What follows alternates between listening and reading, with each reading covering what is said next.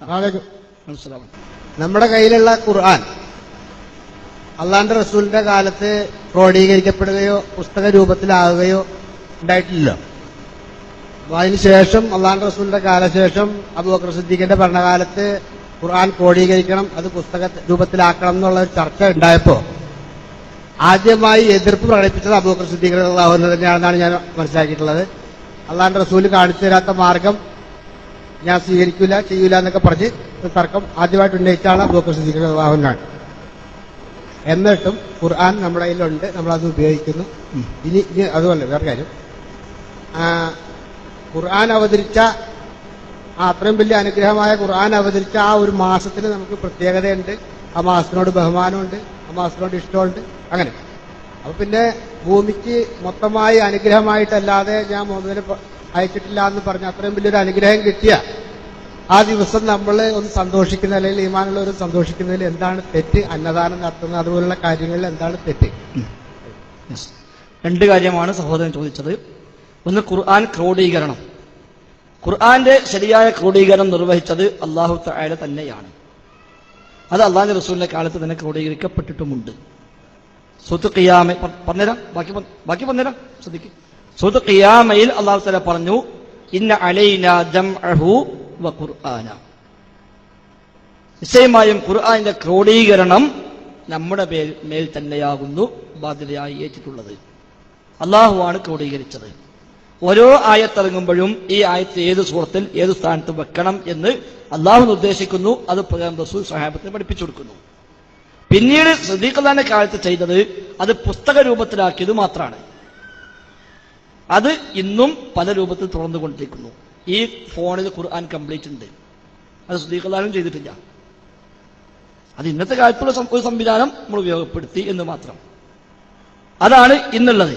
അന്നത്തെ കാലത്ത് നഷ്ടപ്പെട്ടു പോകാതിരിക്കാൻ വേണ്ടി രണ്ട് ചട്ടക്കുള്ളിൽ എല്ലാം ഒതുക്കി വെച്ചു എന്ന് മാത്രമേ ഉള്ളൂ. ഒരായത്തിന്റെയും സ്ഥാനം അവർ തീരുമാനിച്ചിട്ടില്ല, ഒരായത്തും അവർ അങ്ങോട്ടും ഇങ്ങോട്ടും മാറ്റിയിട്ടില്ല, ഒന്നും കൂട്ടിയിട്ടില്ല, കുറച്ചിട്ടില്ല. നബി എങ്ങനെയാണോ ക്രോഡീകരിച്ച് ഓതി കേൾപ്പിച്ച് പഠിപ്പിച്ചു കൊടുത്തത് അത് അതേ രൂപത്തിൽ എഴുതി തയ്യാറാക്കി ഒരു പേജിലാക്കി ബുക്കിലാക്കി എന്ന് മാത്രം. അത് തർക്കമുള്ള വിഷയമല്ല. അത് നമുക്ക് ഇനിയും പുതിയ പുതിയ സംവിധാനങ്ങൾ വരുമ്പോൾ ഒരു പക്ഷെ കുറച്ചു കാലം കഴിയുമ്പോൾ പേന മതിയാവും, ഖുർആൻ ഫുള്ള് പേനന്റെ ഉള്ളിലുണ്ടാവും. അതൊക്കെ പല രൂപത്തിൽ വരാം. ഇപ്പൊ കമ്പ്യൂട്ടറിൽ നമ്മൾ എഴുത്ത് കാണുന്നില്ല, ഇങ്ങനെ അടിച്ചു കൊടുത്ത സാധനം വരുന്നു. അത് സംവിധാനങ്ങളാണ്. ആ സംവിധാനങ്ങൾ അന്ന് പേപ്പറാണ്, അത് ആ രൂപത്തിൽ സംവിധാനിച്ചു എന്ന് മാത്രം. അത് തർക്കമുള്ള കാര്യമല്ല. ഇനി വിശുദ്ധ ഖുർആൻ ഇറങ്ങിയ മാസം നമ്മൾ നോമ്പെടുക്കുന്നു എങ്കിൽ നബിതങ്ങൾ ലോകത്തിനാകമാനം അനുഗ്രഹമാണ്. നബി ജനിച്ച ദിവസം സന്തോഷിച്ചാൽ, അന്നദാനം നടത്തിയാൽ, അന്ന് അത്തരം കാര്യങ്ങൾ ചെയ്താൽ എന്താണ് തെറ്റ്? തെറ്റാണ്. കാരണം ഖുർആൻ ഇറങ്ങിയ മാസം നമ്മൾ നോമ്പെടുക്കുന്നത് എന്തുകൊണ്ടാ? നമ്മൾ ആലോചിച്ചുണ്ടാക്കിയതല്ല. ഒരു മാസങ്ങൾ വന്നപ്പോ ഈ മാസം ഖുർആൻ ഇറങ്ങിയ മാസമാണല്ലോ നമ്മൾ നോമ്പ് വയ്ക്കുക എന്ന് നമ്മൾ തീരുമാനിച്ചതല്ല, അള്ളാഹും റസൂലും പഠിപ്പിച്ചതാണ്.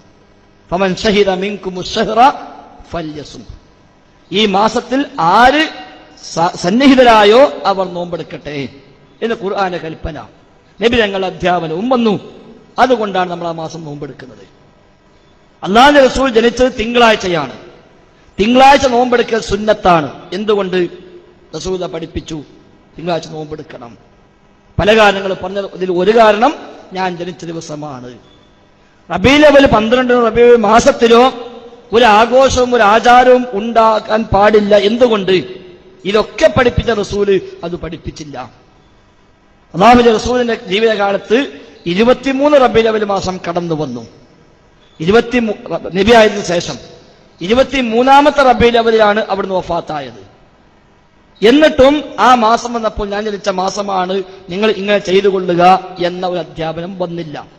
അന്ന് അല്ലാഹുവിന്റെ റസൂൽ ഒരു കാരക്ക വിതരണം ചെയ്യാൻ പഠിപ്പിച്ചിരുന്നുവെങ്കിൽ നമുക്ക് ഇന്ന് ബിരിയാണി വരെ വെച്ച് വിതരണം ചെയ്യാം, തർക്കമില്ല. പക്ഷെ ഒന്നും ചെയ്തില്ല.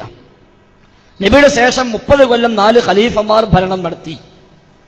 ആ 30 കൊല്ലങ്ങൾ റബീഉൽ അവ്വൽ മാസം വന്നു. അല്ലാഹുവിന്റെ റസൂൽ ഒന്നും സ്വഹാബിമാർ 4 ഖലീഫമാർ ഒന്നും ചെയ്തില്ല. ആയിഷ ബീവി നബിയുടെ കാലശേഷം 48 കൊല്ലം ജീവിച്ചു. ആ 48 കൊല്ലം റബീഉൽ അവ്വൽ മാസം വന്നിട്ടുണ്ട്. ആയിഷ ബീവിയേക്കാളേറെ നബിയെ സ്നേഹിക്കാൻ നമുക്ക് അതിന് കഴിയില്ലല്ലോ. ആ മാസങ്ങളിൽ ആയിഷ ബീവി ഒന്നും ചെയ്തില്ല. പ്രത്യേകിച്ച് സ്വഹാബിമാർ 100 കൊല്ലത്തോളം നബിയുടെ കാലശേഷം ജീവിച്ചിട്ടുണ്ട്. അവരും ചെയ്തില്ല. ശേഷം 70 കൊല്ലത്തോളം താബിഈങ്ങൾ ജീവിച്ചിട്ടുണ്ട്, അവരും ഒന്നും ചെയ്തില്ല. മദ്ഹബിലെ 4 ഇമാമികൾ, ഇമാം ഷാഫി, അബൂ ഹനീഫ, മാലിക്, ഇമാം അഹ്മദ് റഹിമഹുമുല്ലാ, അവരൊക്കെ ജീവിച്ചു പോയി, അവരും ഒന്നും ചെയ്തില്ല. മുഹീദ്ദീൻ ഷെയ്ഖ്, ദിഫായി ഷെയ്ഖ് ലോകത്ത് ജീവിച്ചു പോയി, അവരും ഒന്നും ചെയ്തില്ല റബീഉൽ അവ്വൽ മാസത്തിൽ. പിന്നീട് ഷിയാക്കൾ കൊണ്ടുവന്നു.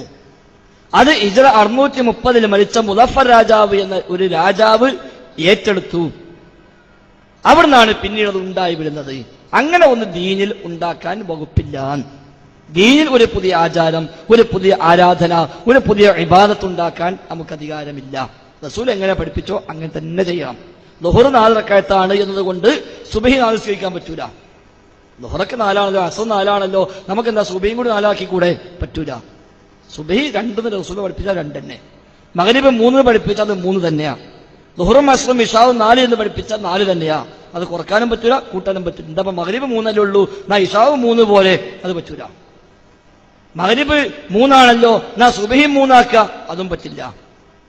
ഇബാദത്തിന്റെ വിഷയങ്ങൾ അല്ലാഹുവിന്റെ റസൂല് പഠിപ്പിക്കണം, ആ പഠിപ്പിച്ചതേ ചെയ്യാവൂ. അതിനപ്പുറത്ത് പുതിയ ഒന്നുപോലും കൂട്ടാൻ പാടില്ല എന്നതാണ്.